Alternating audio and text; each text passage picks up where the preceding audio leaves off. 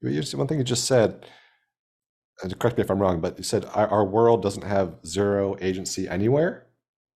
Is that your I belief? I think, mean, yeah, yeah, yeah. I think at this point I would say that, yeah. I mean, Wow. yeah, I think that's true. Um, yeah, I think that's true. Somebody else, I just came across somebody else's quote. Was it Robert Rosen? I forget whose quote it was, unfortunately, but somebody said that, that the thing we think of as true inanimacy is the exception, not the rule. That the that really it's and I would take it further. I'm at this point I'm not aware of anything that I would say is truly zero. But again, let's make sure we understand this is a rigorous position that has to do with, as an engineer, what can I take advantage of, Mm. right? And there is nothing, to my knowledge, where those tools that come right. So again, the thing about that spectrum is what changes as you go from left to right across that spectrum are the toolkits that you need to interact with that system, right? The things that are useful for the mechanical clock become less useful as the system progresses, and vice versa. And conversely, things that are useful for human subjects become less and less useful as you go down the road. So this isn't the loosey goosey sort of talk where you say everything is everything is alive. Yeah. I mean, you can do that, but that's pretty useless. Okay, that doesn't Mhm. advance you at all. What I'm talking about is a very specific way to drive research agendas, which Mm. is to take tools that are useful in one field for dealing with one kind of system and ask what other kinds of systems are these tools useful for, and to not be able to, I mean, I'm arguing against having these sort of armchair philosophical preconceptions about what things have to be. Somebody said to me once, we were talking about this thing, and somebody said, well, surely you don't think the weather has any intelligence to it. And being perfectly serious, I said, has anybody tried training the weather? I honestly don't. This is Mm. an empirical question. You and I cannot decide whether weather patterns, meaning patterns of air movement in the atmosphere, do or do not exhibit habituation, sensitization, associative conditioning of some sort. You and I sitting here in our chairs are not going to be able to decide that.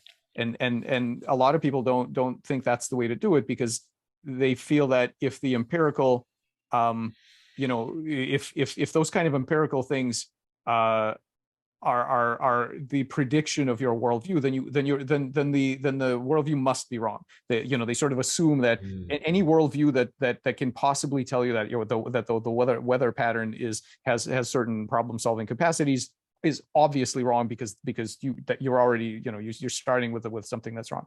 I think that's completely upside down philosophically. I don't think you can do it that way. I think you have to say, uh, see what the empirical results are, and then you'll know how good your outlook was. Was it helping you or not? I don't think you and I can't decide this about these systems. So I actually think that massive opportunities exist for looking for these surprising, and we have some pretty cool stuff coming out on this soon. In the next few months, that's not peer reviewed yet, so I don't really want to talk about it. But Sure. there'll be some, once it's peer reviewed, you'll see the project of looking for these kinds of cryptic capabilities and systems that we normally are no good at recognizing as having these kind of capacities. I think there's massive opportunities for this. We don't realize we are so bad at it. We do not realize how much intelligence is Mm. all around us. And I said there was a tweet a few weeks ago where I said something like this, that one of the things I love about AI is that it's like a lens or a translation device that's going to help us see a lot of the intelligence that's all around us all the time. It's like suddenly being able to communicate with an intelligence, with a parallel set of intelligence. They were here all along. We never knew how to recognize them. We never knew how to relate to them. And so some people liked it, and some people just said that was the craziest thing they'd ever heard.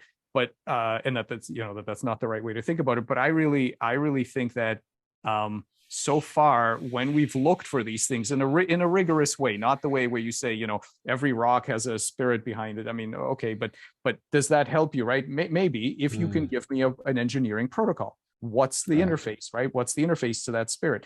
And so that's not super useful. But some of these other things, taking tools from cognitive and behavioral sciences, from the kinds of things that Carl and Chris are doing, that is super rich. It drives all kinds of new research agendas. So that's why I stand behind that statement. One thing that I think might help a little bit to bring a couple of these concepts together, and I think one of my favorite images from it is the one where you break out homeostatic loops between gap junctions. And then you also have, I mean, everything's on this. You have the planaria that are, ranges of, I think, microvolts, and then the free energy landscape that's there as well. And the idea, I believe that's like attractor landscapes, right? That's the differences there. Can you give us a sense of how these things work together? And I think this is also applied to, say, morphological space as well, right? It's that's all related. Yep. But can you provide us like an example or an intuition around how this stuff all comes together? So you have the landscape, you have the attractors, and is this stuff, should we think of these attractor landscapes metaphorically? I mean, is this just a useful visual for us to help us understand, or is this really this is like the most real we can get? Yeah, that's a very very deep philosophical question. So I'm going to I'm going to approach it this way. Let's back up for a moment and just realize that people sometimes ask me, people say, what if we're just living in a simulation? What if reality is okay? I don't know what the alternative is. Of course we're living in a simulation. There is no alternative to that, because we are constructed in a way that has certain kinds of sensors. Our mind and our body build maps of the external world and of ourselves. We have internal models of ourselves that are inferred from the signals that we get. We do not have access to reality. It is guaranteed that you live in a simulation. There's no question about it, because we do not have access to reality. Not only, and many people have said this before, and you can talk to Don Hoffman and folks like that. But the idea is that not only do we see a tiny fraction of the spectrum of in terms of our senses, right? We only see a tiny fraction of the information that comes through. So we're completely, as individuals, we're completely ignorant of the rest of it. But also we are that philosophical brain in a vat, that from philosophy 101, where they say, what if you're a brain in a vat, and just, all these sensory images are coming at you. I mean, that is literally what we are. And then we have a model of our body, and we have a model of the outside world. And we don't feel the same way. You don't feel like there's a blind spot in your retina. You're just used to it. We also don't feel like there's a huge blind spot in the X-ray spectrum. Oh my God, how come I can't see X-rays? You don't feel it. You're used to this limited reality. And one of the things that leads to is that think about our major sensors and effectors. Okay, so our major sense organ is things like smell and taste and vision, of course. All of that and touch, all of that points outwards. I mean, we have pain and things like that, but the vast majority of them point outwards. And our effectors, meaning muscles, move us through three-dimensional physical space. So what we are really good at is visualizing a three-dimensional space that we think we live in, and we recognize other minds, other agents, which are medium-sized objects moving at medium speeds in this three-dimensional space. That is what we're good at recognizing. That is just an evolutionary consequence of the way we're built. What we are really not good at doing is recognizing unconventional agents, meaning very large ones, very small ones, very fast ones, very slow ones. We are not good at recognizing unconventional agents in novel problem spaces. So what is a problem space? So imagine for a moment if we had an internal and I think we can build this is on our list, is to build a creature like this, but I think you could imagine a being that had an internal sense that was, for example, sensing your blood chemistry all the time. Let's say it was measuring, let's say, like with a tongue or something like this, you could measure 10 different aspects of your blood chemistry.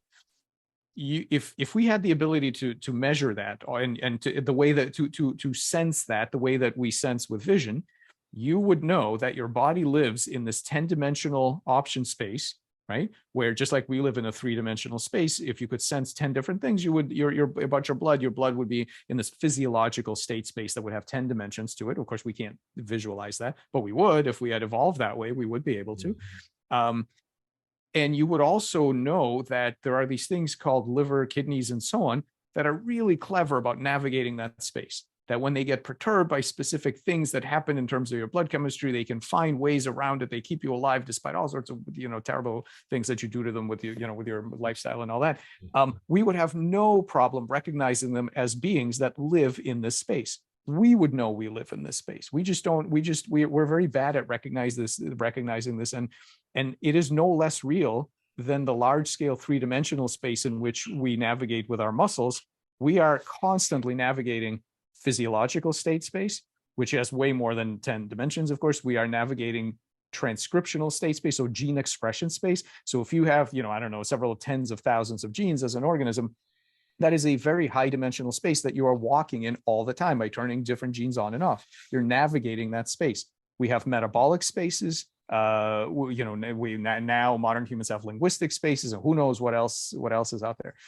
So, so for sure, all of these things are as real. They're super real. Why? Because if you didn't have ways of navigating them, you'd be dead. That's the ultimate way of knowing whether something is real or not, which is, can I afford to ignore it? That's it. It's again, and I'm once again taking a very technological engineering approach to this, is saying that things are real to the extent that you need to pay attention to them. And they may be things you can hold in your hand, and they may not be, but to the extent that you suffer by not paying attention to them, that's what tells you if they're real or not. And so you for sure, now it's not under your conscious control. Most of these things are not under your conscious control, Right. but nevertheless, you've got apparatus in your body that constantly is moving around in these other spaces, and you better believe your body's good at doing that and takes those things very seriously. Otherwise, we'd be dead. And so that's kind of the starting point for this idea of diverse intelligence, which is that we really need to get better at recognizing different degrees of beings, different unconventional minds that live in these other spaces. And that includes our organs and various cells and various smart implants as we develop them, and so on.